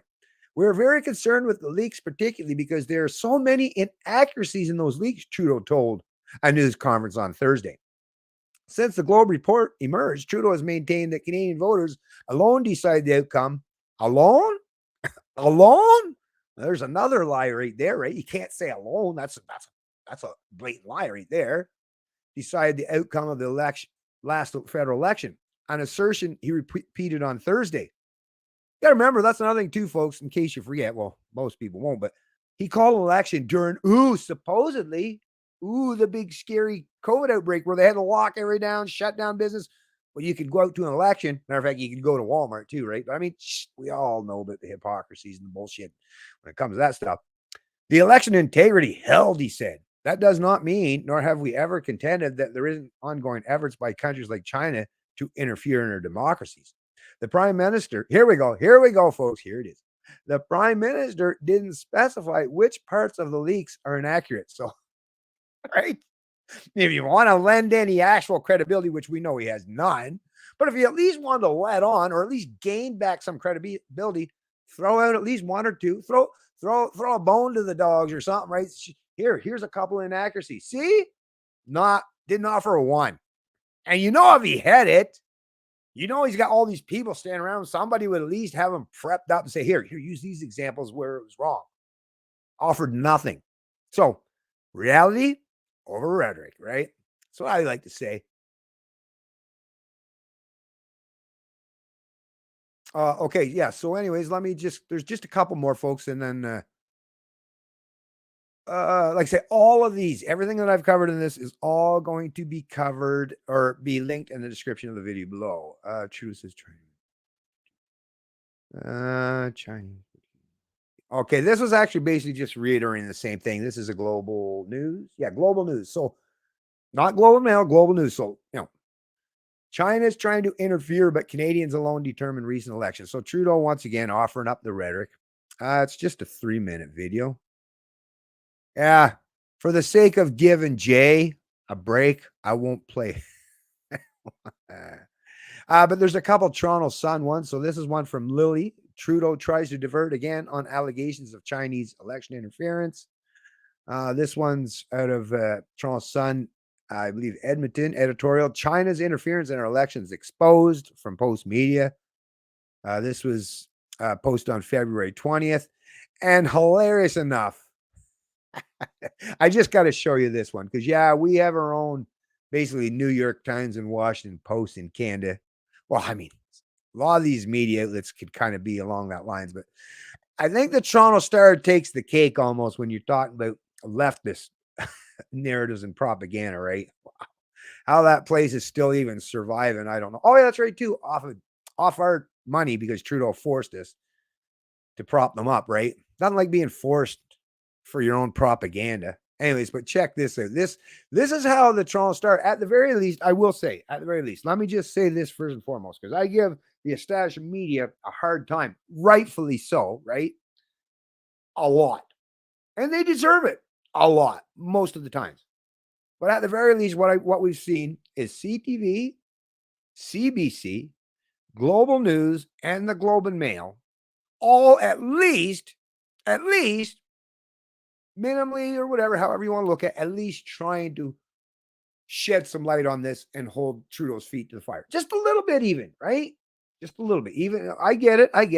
But at least there's something. And kudos to these contributors to these publications for at least doing that. And especially for Globe and Mail, Robert Fife and those folks for breaking this story, right? That, like I say, as much as I might disagree with them in some areas, I got to say, I'm very appreciative that this stuff is coming late and that they have the courage and willingness to do this. But here, look at Toronto Star. Headline: Is Pierre Poilievre taking a page out of Donald Trump's playbook? Justin Trudeau seems to think so. The Prime Minister made a candid comment on Tuesday in Vaughan about the Conservative leader. This was reported by Alicia Hassan, February 21st, 2023. The Canada's broken rhetoric from the Conservatives of Canada is out of Donald Trump's failed political playbook, Prime Minister Justin Trudeau said Tuesday evening. There's an ease out there in political circles with saying, oh, everything's broken. It's all broken. If we have to change and start over, we have to change and start over, he said at a gathering of the United Brotherhood of Carpenters in Vaughan. Oh, that's what it was. Is that one where he was, okay, now, because I didn't read this article yet, right? But is that where he was doing that video where he's talking about bringing in 500,000 immigrants? We have to step up our immigration levels. Like they're already at now. Well, we know last year with legal immigration, the illegal border crossings, the temporary foreign workers, and all these other big government programs, it was in total 955,000 people became new Canadians in 2022. That's just shy of 1 million in 1 year, folks. But now it kind of makes sense because I was thinking, wait a minute, you're standing in amongst a bunch of look, what to me anyways, private sector construction type folks, right? Because that's what the field I'm in, folks. It's like you're standing amongst these people, telling them that yeah, I'm bringing in people that are going to keep wages stagnant, right? Because that's the thing with mass immigration and compete for housing or keep this housing bubble artificially inflated or reinflated, right? Or the fact that the healthcare system is basically teetering and just balancing on a thread, right? But we're gonna overwhelm it with all. I was like, how the hell do you get people in construction? Because in my field, you wouldn't find the people that I work with, you would not find any of them that would be willing to just sit there and swallow that shit hook, line, and sinker, right?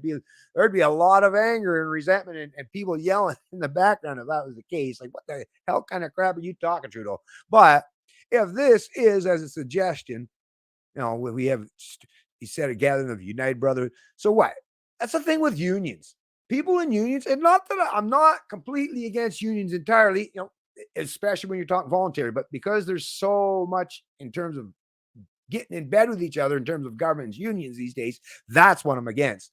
But I mean, these are people apparently, or you would think, or at least they suspect, are like, oh, we're the protected and the privileged. Our jobs aren't under threat. So yeah, we can sit here and fake virtue signal and agree with Trudeau and applaud him when he talks about the great replacement. When he talks about bringing all these hundreds of thousands or 500,000 immigrants per year, I could see because they believe that, and maybe they are. I mean, a lot of times these big unions are part of that protected class, right? Or privileged class that people like to talk about so much. Gee, Trudeau likes to seemingly surround him with the privileged, protected classes, right? But I mean, for the average, like my workplace, there's no unions. And a lot of people out there, we know the overwhelming majority of businesses in the construction field aren't unionized. So yeah, they're thinking like, that's just those other people. That's their problem, not mine, right?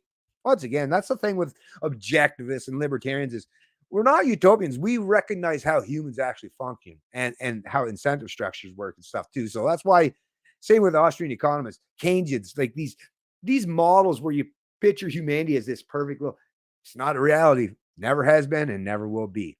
I mean, anyways, I'm not even going to waste my time on this stuff. But once again, I'm just showing you that, yeah, that's pretty wild. But the Toronto Star, Toronto Star is going to always try to find a way, no matter what, no matter what's taking place at the time, going to be apologists for the Trudeau Liberals, right? Anyways, let me see. I seen there was a few new people here. Hey, what's going on? Karen Belanger or Bellinger or Belanger, depending on if it's a French last name, right? But anyways, thanks for joining the stream, Karen. Really appreciate that. And hi to you as well. Hopefully you have everyone there. I hope you all have a great weekend, by the way. But yeah, so like I say, this is some pretty disturbing stuff. I'm just going to scroll through some of the chat here, see if there's any new folks or if you guys get any questions or anything. Actually, I'm going to start from the bottom rather than work myself all the way back up to the top here. Okay, where is it? Here we go.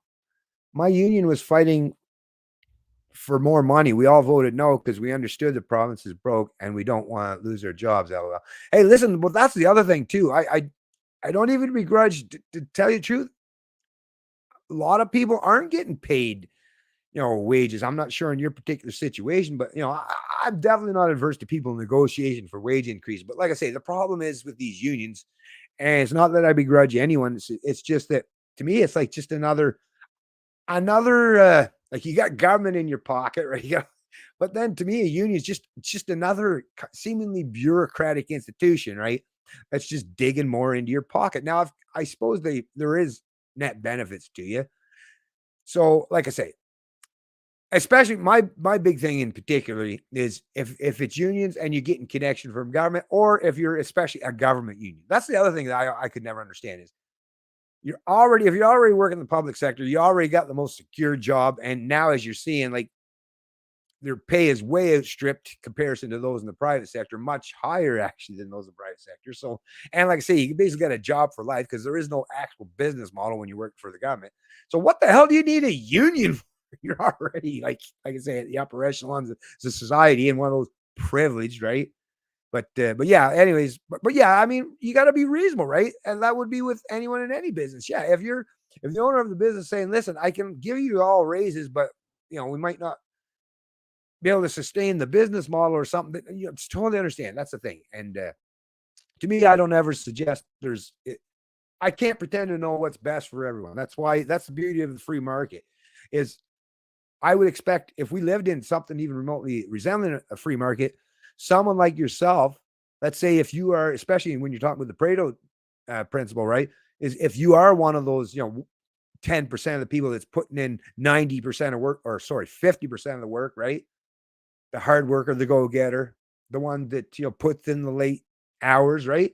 You should be rewarded much better than someone that works even in the same place, even with the same position. If they don't work as hard or as long as you should be making more money or as efficient or as competent as you are. That's why I don't like minimum wage. I don't like maximum wage. I don't like equity, right? Even equality of outcome.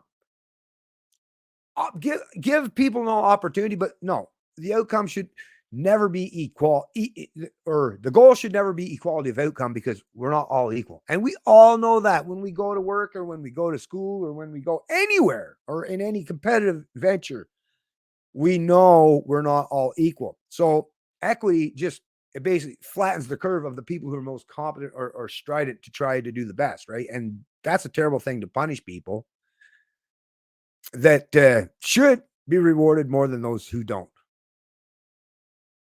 Imagine imagine Kamala being prez. She would really suck her way off. Okay, let's try to keep this family friendly. No, I'm just kidding. Just kidding. Yeah, you guys are talking about I see about the election down in the US. Gotta tell you, folks, I like DeSantis too. I definitely do, but I don't know, for me, and that's just me thinking it loud, but I weirdly enough, and I'm sure some of you folks might even agree, and I'm not a statist and I never played one on TV, but dang, Trump, Trump, Trump seems to be the man. Like if you think about today with all the crazy shit that's going on with China and Russia, and you got to just think, I would even suspect that there's some Democrats right now say, come on, Trump, we need you back, man.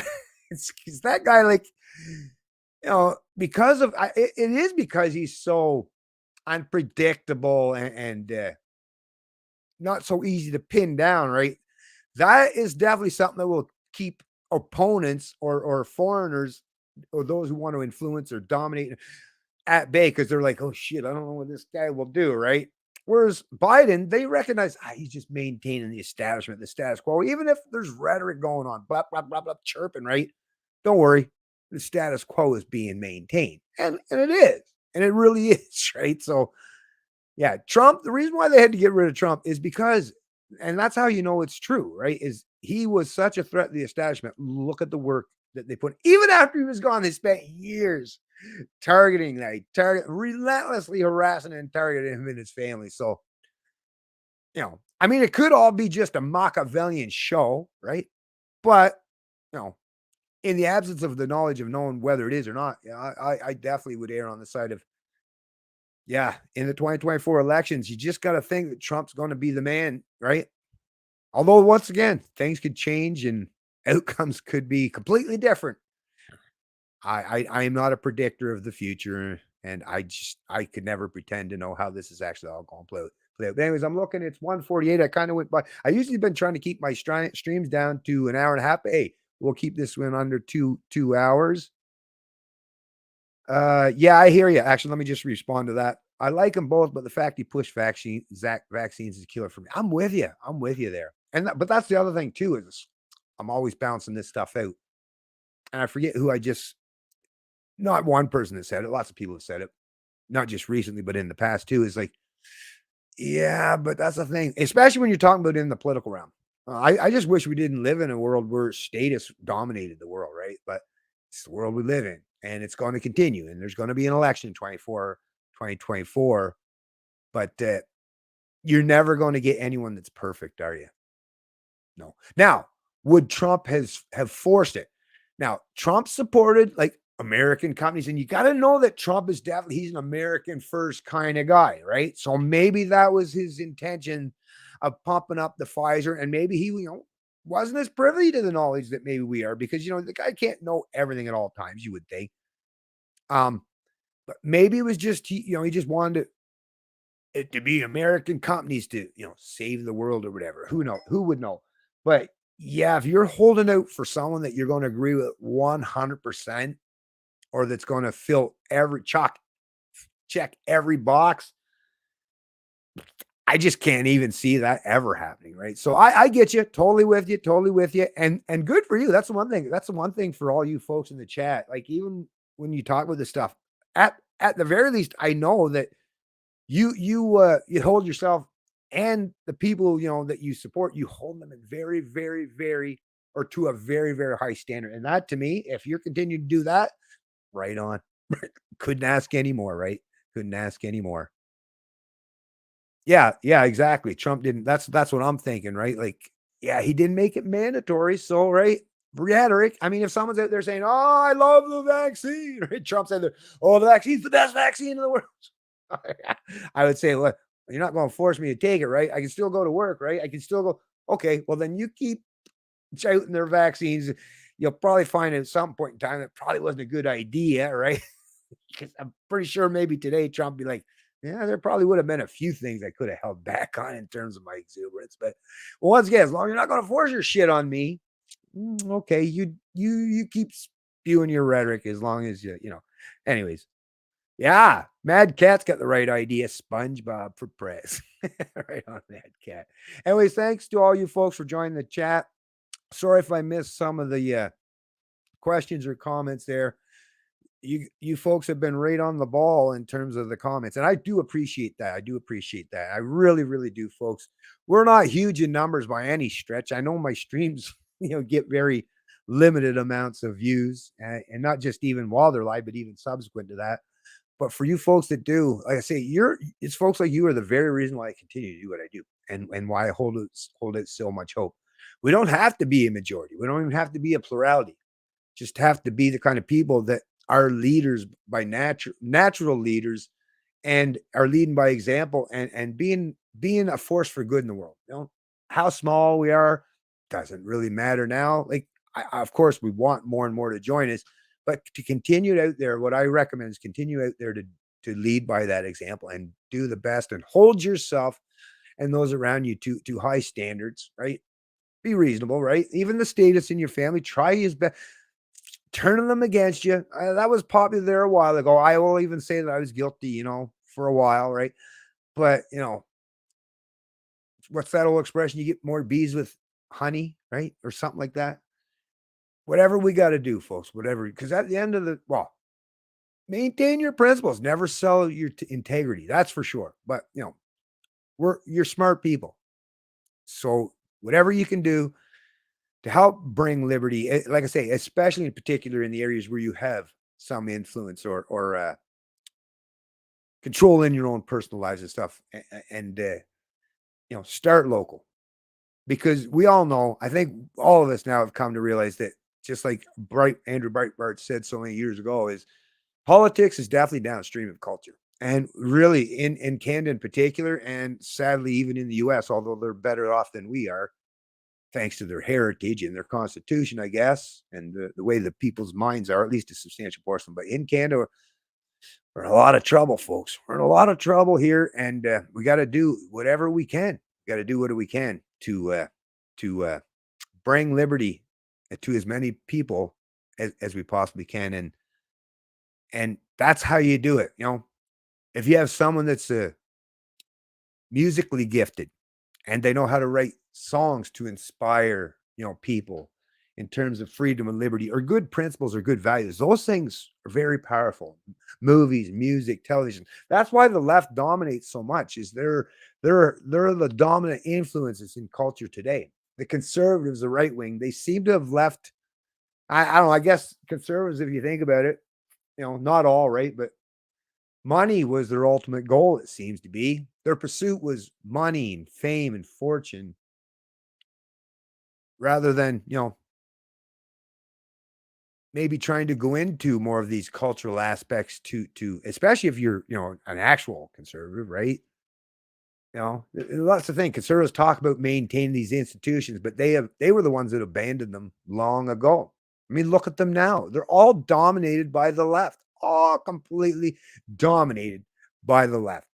So conservatives, just because you're way late to the game and now trying to make up for lost time, well, listen, we libertarians, we independents, anarchists, critical thinkers, freedom and liberty oriented people, we're way out in front of you, way ahead of you. So, yeah, no, we're not slowing down. We're not stopping. I'm not doing a U turn going back there to join you.